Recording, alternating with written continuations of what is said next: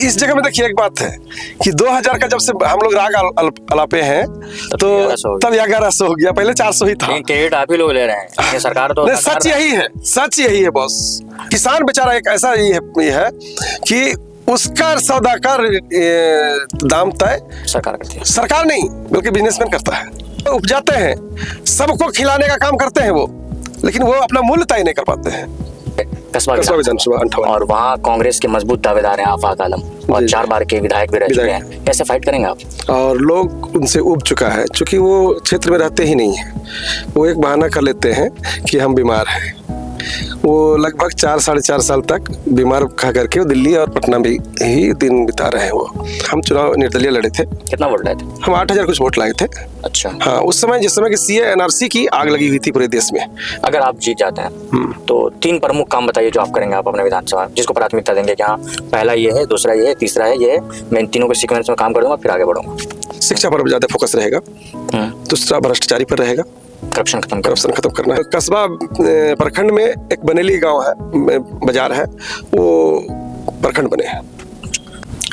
स्वागत है दावास टाइम्स में। मैं कामरान सैफ। 2025 विधानसभा चुनाव जैसे जैसे करीब आता जा रहा है, बिहार में हलचल देखने को मिल रहा है। इसमें हम बात करेंगे जिन शख्सियत से, उनका नाम है मोहम्मद इत्तेफाक आलम उर्फ मुन्ना, जो कि जनसुराज से कस्बा विधानसभा में मजबूत दावेदारी कर रहे हैं। बहुत बहुत स्वागत है आपका हमारे चैनल में। Thank you. तो आज हम गाड़ी में शूट कर रहे हैं, वजह ये है कि जो तमाम जनप्रतिनिधि हैं उनके पास समय का अभाव है, वो लगातार क्षेत्र में रहते हैं, तो वहाँ बात करना काफ़ी मुश्किल होता है। तो हमें रात का समय मिला है तो हम इसी में बातचीत कर लेंगे। तो सबसे पहले सवाल आपसे रहेगा कि आप जिस विधानसभा को आपने चुना है जी, जिस विधानसभा से आप हैं वो है कस्बा विधानसभा 58 और वहाँ कांग्रेस के मजबूत दावेदार हैं आफाक आलम और 4 बार के विधायक भी रह चुके हैं। कैसे फाइट करेंगे आप? इस बार ऐसा कोई फाइट है ही नहीं। उनका निजी जो स्वास्थ्य है बहुत ही दयनीय है और लोग उनसे उब चुका है, क्योंकि वो क्षेत्र में रहते ही नहीं है। वो एक बहाना कर लेते हैं कि हम बीमार हैं। वो लगभग 4-4.5 साल तक बीमार खा करके वो दिल्ली और पटना में ही दिन बिता रहे हैं वो। और जब चुनाव की बारी आती है तब वो आकर के 2 महीना 3 महीना पहले शिफ्ट हो जाते हैं घर और आकर के चुनाव लड़ने का बात कर रहा है। तो आप इससे पहले कांग्रेस में थे, फिर आपने जनसुराज को क्यों चुना? किसी बड़ी पार्टी से क्यों नहीं आपने टिकट की दावेदारी की? जनसुराज क्यों? देखिए, कांग्रेस पार्टी एक ऐसी पार्टी है, वो उसको समझ पाना आसान बात नहीं है। जिसको एक बार टिकट दे दिया और जीत गया, वो उसी को लगातार देगा जब तक वो डेथ ना हो जाए या हार ना जाए। तो उसके पीछे में अभी मगजमारी करके कोई फायदा है नहीं, इसलिए हम उसको छोड़ दिए। पिछले टाइम हुआ क्या था कि हम उनकी एंटी इनकम्बेंसी बहुत थी और पार्टी के इस हित में भी बहुत काम वो उल्टा किए थे, अनहित में काम बहुत किए थे। तो पार्टी भी चाह रहा था उस समय कि हम इसको बदलेंगे, लेकिन अंततः यही हुआ कि टिकट उन्हीं को दिया गया। हमको टिकट नहीं मिला, लास्ट पोजीशन पे हमको टिकट नहीं मिला, उनको मिला। दावेदारी हमारी बहुत मजबूत थी, चूंकि लोग हमको ज्यादा सपोर्ट करते थे। पार्टी से नाराजगी हो जैसे आपने जनसुराज ज्वाइन कर लिया, कह सकते हैं कि हम उस समय जब हम चुनाव हम भी लड़े थे, चूंकि बागी होकर के हम चुनाव निर्दलीय लड़े थे। कितना वोट लाए थे? हम 8000 कुछ वोट लाए थे।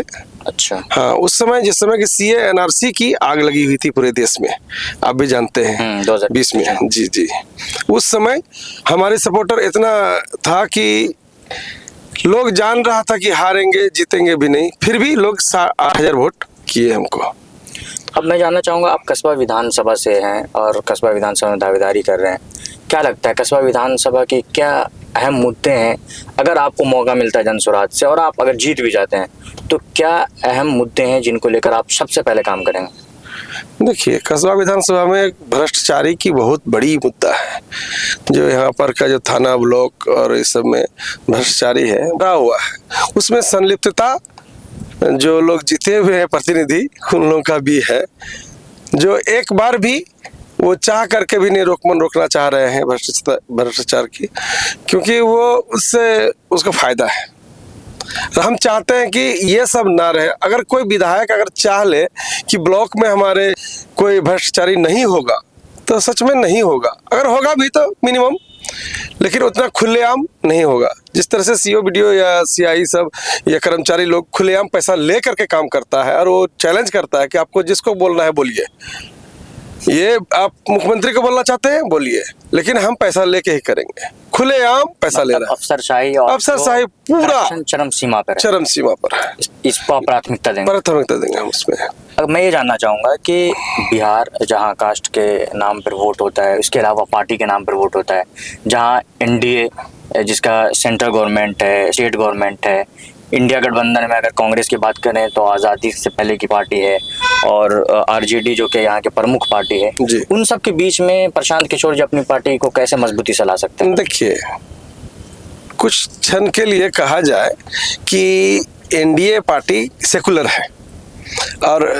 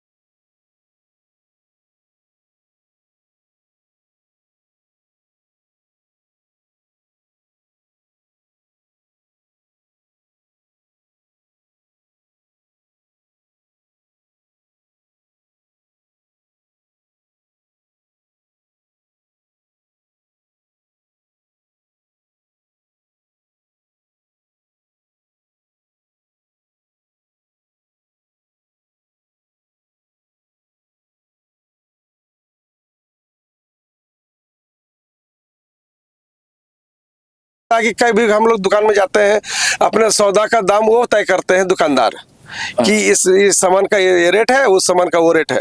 लेकिन किसान बेचारा एक ऐसा ये है कि उसका सौदा का दाम तय सरकार करती है। सरकार नहीं बल्कि बिजनेसमैन करता है। देखिए कितना बड़ा उसका जमीन है, वो खुद दिन रात धूप और बरसात और ठंड में जाकर काम करते हैं, वो उपजाते हैं, सबको खिलाने का काम करते हैं वो, लेकिन वो अपना मूल्य तय नहीं कर पाते हैं। तो इस पर सबसे ज्यादा फोकस रहेगा। और उसके लिए हम लोग एक ये किए हैं कि जो मनरेगा से जो मजदूर लोग अभी लूट खसोट हो रहा है, कुछ देखे होंगे कि मनरेगा का पैसा उठता है, काम बिना किए हुए पैसा आता है, उससे फिर कुछ कटा करके मुखिया लोग उठा लेता है। तो वो मनरेगा का लेबर उस किसान को दिया जाएगा जो किराना का खेती करता हो, जैसे लहसुन प्याज हो, चाहे वो माने कैश क्रॉप जिसको कहते हैं, उसका जो खेती करेगा वो लेबर उसको दिया जाएगा प्रति एकड़ बाई कि कितना किसका खेत है, उसी हिसाब से उसको लेबर दिया जाएगा। तो आपको नहीं लगता है कि ऐसे तो तमाम पार्टियां वादे करके आती है और सरकार में आती, फिर उनका रवैया वही रहता है? आप देख लीजिए दिल्ली के अंदर केजरीवाल सरकार करप्शन के खिलाफ उठकर आई, 5 साल तुरंत आई और उसने फौरन सरकार भी बनाया और फौरन उनकी सरकार भी चली गई। केजरीवाल के बारे में तो हम ज्यादा बात नहीं करेंगे क्योंकि जिसको हम नजदीक से नहीं जानते हैं। मैं एक उदाहरण दे रहा हूं। जी जी, आपका जायज है, जायज है। 35 साल तक इसी बिहार को कांग्रेस चलाया, वो जिस तरह से रखा उस तरह से लोगों ने देखा। 15 साल लालू जी चलाए, जैसा चलाया वो सबको देखा। आज 20 साल से नीतीश जी चला रहे हैं, इसको भी हम लोग देख रहे हैं। 5 साल दीजिए ना, 5 साल देखे फिर बताइएगा। नहीं होगा अब छोड़ हटा दीजिएगा। 5 साल में ही, 5 साल नहीं, आपको 3 महीना में ही दिख जाएगा कि क्या करेंगे ये। करप्शन तो 1 सप्ताह में खत्म होगा, ये तय है। देखिए विजन नहीं है किसी के पास करप्शन कैसे खत्म होता है, लेकिन हमारे जनसुराज के सूत्रधार प्रशांत किशोर के पास ये विजन है, इसके पास प्लानिंग है कि करप्शन कैसे खत्म होगा, झटके में खत्म हो जाएगा। लेकिन आप लोगों पे एक आरोप भी लगता है कि प्रशांत किशोर जी खूब पैसा खर्च कर रहे हैं, जो भीड़ जुट रहा है, जो विपक्ष के लोग आरोप लगा रहे हैं आपके ऊपर कि ये तमाम भाड़े के लोग बुलाए हुए लोग। नहीं, ऐसा कोई बात नहीं है। जो भी आरोप लगाते हैं ये निराधार, तथ्यहीन, उसको कुछ भी कह लीजिए, लेकिन ऐसा कुछ नहीं है। यहाँ पब्लिक अपने मन से आता है, सुनने आता है। आज तक ऐसा बोलने वाला, ऐसा इस बिहार में क्या कहेंगे, पूरे भारत में ऐसा व्यक्ति पहला व्यक्ति है जो प्रशांत किशोर जिस तरह से बात करते हैं। अभी देखे ना क्या हुआ, बीजेपी का कुछ नेता, कुछ जदयू के नेता वो आके बोले कि ये गलत है। अरे ये लोग एनडीए वाला यूपीए वाला को नहीं बोल रहा है डर से, क्योंकि वो भी भ्रष्टाचारी है। ये लोग उसके बारे में उजागर नहीं करते हैं क्योंकि ये भी भ्रष्टाचारी है। ये तो ये एक सिक्के के 2 पहलू है, दोनों एक दूसरे का मुंह देख देख करके छोड़ते हैं। प्रशांत किशोर तो ये तो कभी सरकार में रहा ही नहीं, ये तो खुलेआम बोलते हैं कि जिसका अगर यदि ये ऐसा है तो आप आकर शो करो, आपके पास सरकार है, आपके पास ईडी है, सीबीआई है, हर चीज, हर तंत्र है आपके पास, आप अरेस्ट कर लो अगर आप में दम है तो। चैलेंज करते हैं ना वो, तो किसी में वो ताकत है ही नहीं जो प्रशांत पर टिप्पणी कर सके। चलिए, बहुत बहुत धन्यवाद कि आपने अपना कीमती समय दिया और हमसे बातचीत की, और तमाम जो मेरे सवाल थे उनका बड़े सरलता के साथ और बहुत सूझबूझ के साथ आपने जवाब दिया है, तो इसके लिए आपका बहुत बहुत धन्यवाद। तो तमाम छोटी बड़ी खबरों के लिए और इस तरीके के एक्सक्लूसिव इंटरव्यू के लिए देखते रहिए द आवाज़ टाइम्स में कामरान साहब। धन्यवाद। Thank you.